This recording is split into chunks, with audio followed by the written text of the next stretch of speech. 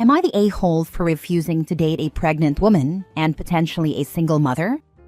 I'm going to keep this as short as I can, but it's a bit of a mess. I, 27 male, have been working with Richard, 31 male, a colleague of mine.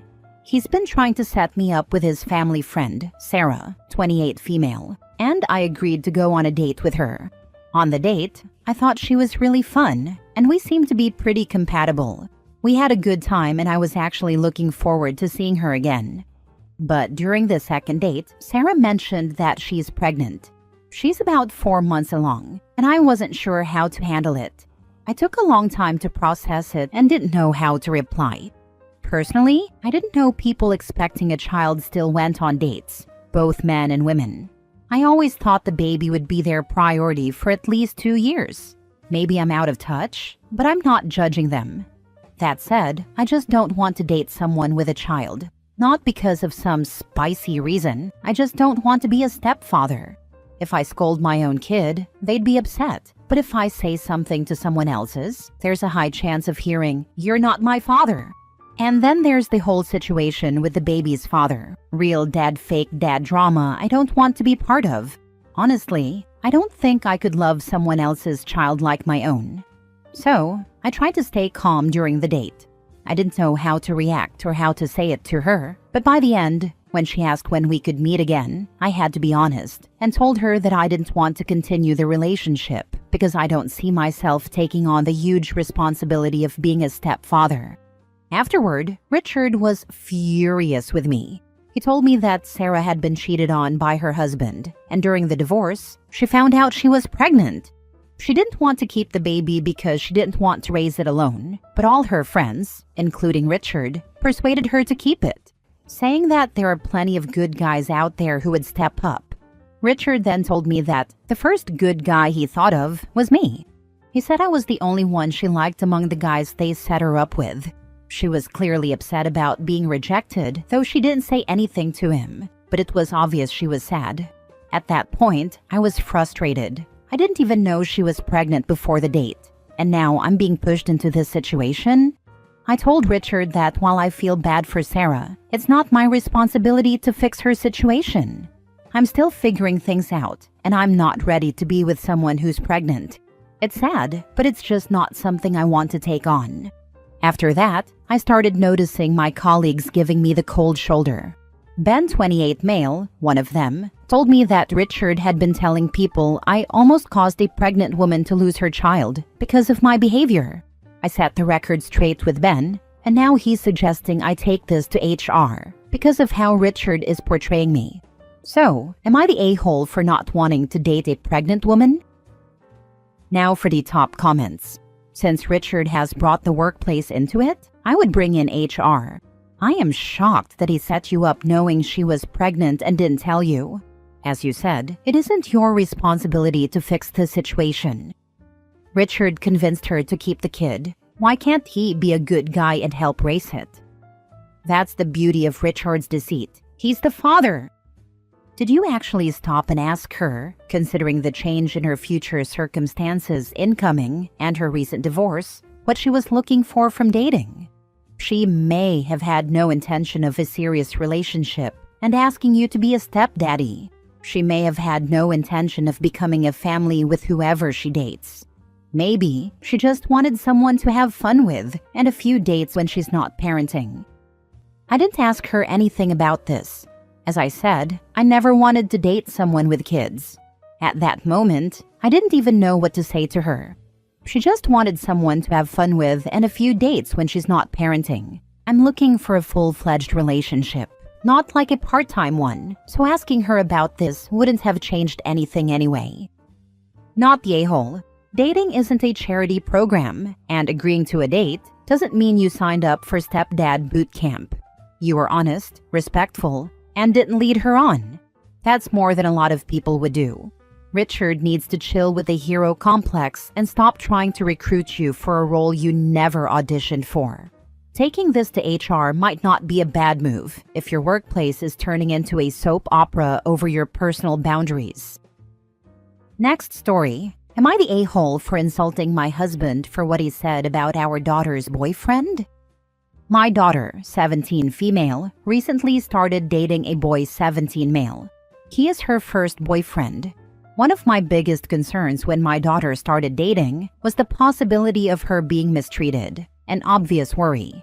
However, after meeting her boyfriend at one of his baseball games, she met him through one of her friends in baseball, I realized this was not something I needed to be seriously concerned about.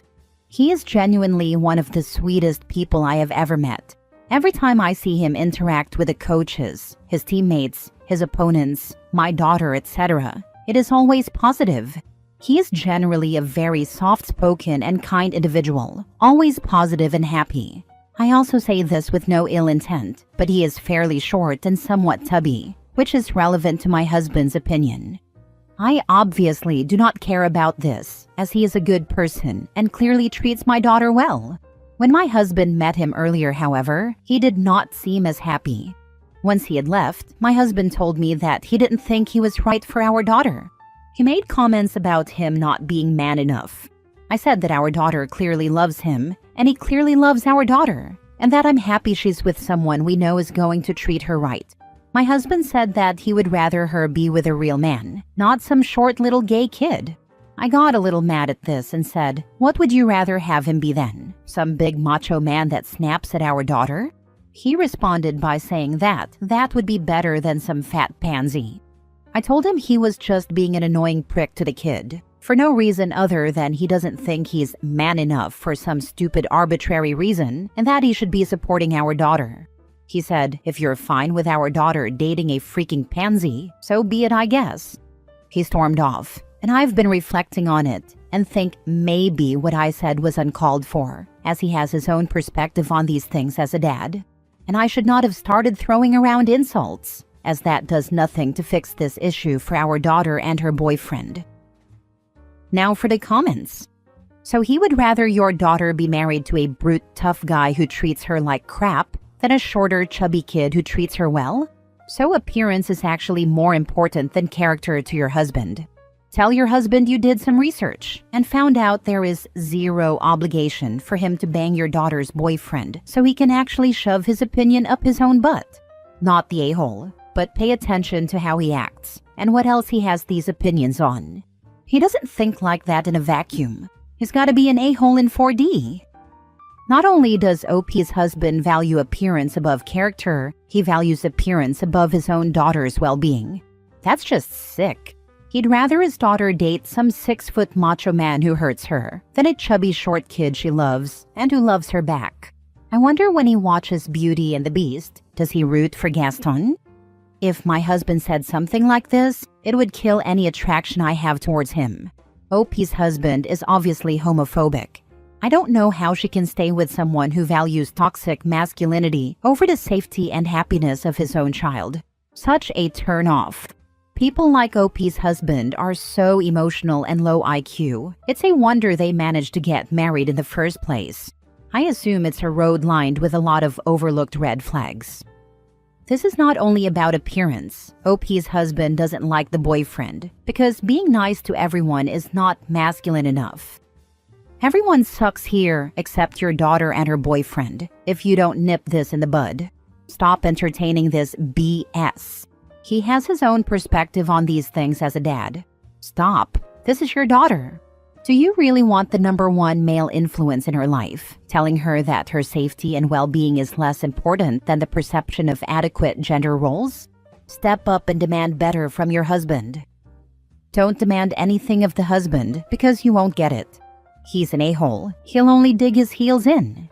Instead, talk to and support your daughter. Let her know how much you approve of her boyfriend and warn her that her dad might cause problems with his backwards BS, so she'd best keep the boyfriend scarce when he's around. Discretion is the better strategy with these things sometimes. Next story. Am I the a-hole for demanding that my fiancé's parents change their plans to have a vacation at the same place as our honeymoon? My fiancé and I have our wedding coming up in April. We had brainstormed for a while about where to spend our honeymoon. We went over the more popular and well-known places, but then landed on a more offbeat destination that I felt would truly be a great place for us to start our life as a married couple. I've been looking forward to it just being the two of us. I know he has a really hectic work schedule, and we were going to make the most out of this. A couple of days ago, he told me that his parents had been impressed by how hyped I was about it, and were planning on going there for a vacation too, largely overlapping with our dates. They're staying at the same hotel as us. I was livid. They can go any other time. Why now? He said he had suggested that, but his mom said they had taken time off for the wedding too, and it worked well with their plans. Also, since we're going to be going back, it would allow them to maybe see us a few times before we leave. I was almost in tears. I was so angry. He tried to reassure me, saying they had promised it would be two separate things, and they wouldn't be inserting themselves into our honeymoon. They want us to enjoy it, and they'd be doing their own thing. I want to believe it, but I know his mom. I like her as a soon-to-be mother-in-law, but she can be very clingy and routinely laments how far he, and now we, are from them. So I just have a feeling the two plans are not going to be as independent as he thinks they'll be. I vented about it to my parents too. My mom agreed with me that this isn't right, while my dad is more on the fence about it. He doesn't think everything is ruined. I've demanded my fiancé make them change their plans. He says he asked them to. They promised to do their own thing. What can he do? Tell them he doesn't believe them and call them liars? I messed up here and said if that's what it takes. He got quiet, and I realized that was too much and sincerely apologized for crossing the line. This has been eating me up. I was envisioning a certain type of honeymoon, and now this happened. Am I the a-hole? Not the a-hole. As much as it sucks, the only way to truly secure an in-law-free honeymoon would be to cancel your plans and go somewhere else. Not ideal, but there's no way you're not going to accidentally bump into them the whole time they're there. A few other comments have said this too. I truly appreciate what you're saying. I know I'm overreacting here, but this makes me want to bawl my eyes out. Not overreacting. If you think this will change post-wedding, think again. This is your future. When people show you who they are, believe them. Not the a-hole. I would personally change the hotel, the dates, or both. Or stay at a different hotel during the dates they're going to be there. Also, a no cell phone policy, so they can't get a hold of you. But to be honest, this is a husband problem, not an in-law problem. You should have shut her down point blank, at even the suggestion of going to your honeymoon destination at the same time. The dates can't really be changed. I'd be okay with that, but I know it wouldn't work for him. He had to move around some work stuff for us to finally land on these dates. A different hotel could work, but this is a coastal area, and I really wanted a hotel close to the beach. I'll start looking for some others too. This hotel had really good reviews as well. Because it's not a huge city or something, if people want to meet, it's not too inconvenient. Which sucks because what if they decide they do want to meet? And what if we run into each other on the beach? I'd have to change what I plan on wearing too. I'm just really hoping they change their plans because, quite honestly, if I'm the one who has to change plans, I might not end up being a good daughter-in-law. If you do decide to go ahead and marry him and stick to the same dates, change the hotel, no phones the whole time, turn them off and put them in the hotel safe. No plans to meet up, absolutely no contact with them at all. But the fact that you'd even have to consider this shows what a disappointment your future husband is. I'm sad for you that you're settling for this. I thought this over more. I was heartened by the response here because I thought I was the one being over the top about this. But I can see that most people agree that what they're doing isn't right. I really don't want to change plans. I'm going to see him after work and just stress how important it is to me that they not come. I'm going to talk about them respectfully, but be firm, because last time I went a little over the line, which I feel derailed our conversation. Last story. Am I the a-hole for admitting to my son that I love his mother more than him and telling him he's acting self-centered? My son moved out right after graduating college last year. Since then, he's been very preoccupied with his own life. My wife and I couldn't be prouder of him, but we do wish he made a little more effort to keep in touch, especially since he only lives 30 minutes away. Months would go by without hearing from him, and we were always the ones to reach out first. We never complained about it to him until my wife's birthday. Her birthday was 2 days ago, and we didn't get a call or a surprise visit. She was a little upset but chose not to confront him. I decided to call him about it, not out of anger, just as a reminder. I said, "Hey buddy, you missed your mom's birthday." He immediately apologized and asked me to wish her a happy birthday on his behalf. I told him it would be nice if he could visit us soon because we miss him. Apparently that set him off. He told me that he has his own life to live and that we have ours. I told him I understood, but we're still his parents and want to stay close. That's when he bluntly said he doesn't want a close relationship with us and that he's frustrated we won't leave him alone. I asked him why, and out of nowhere, he brought up something from when he was 10 years old. He said he overheard my wife and me saying that we love each other more than we love him. I was completely confused because I don't recall ever saying anything like that. When I asked for more context, he said we had been talking about our own parents' marriages. And at some point, I said something along the lines of, even though I love him a lot, I love his mother the most. My wife apparently agreed with me, and that conversation has tainted his view of our relationship ever since. I told him there was nothing wrong with what I said, and that he was acting like a self-centered brat who thinks the world revolves around him. He told me to go to hell. When I told my wife about what happened, she said I was wrong for calling him that, even though I believe it was true. "You're the a-hole. First of all, he is as you raised him. Secondly, kids don't just suddenly decide to let go of relationships with their parents because they heard something like that. In a home with engaged available parents, kids flip out and tell their parents they overheard something upsetting, or they demand to know why they would say such a thing. They don't just keep it a secret for 20 years. Something else was going on. It may be that you meant that you love your wife and understood that she would be your partner even when your kids grew up and moved on, but clearly you did make your child feel neglected. If you want a relationship, calling your son a self-centered a-hole isn't a great way to begin.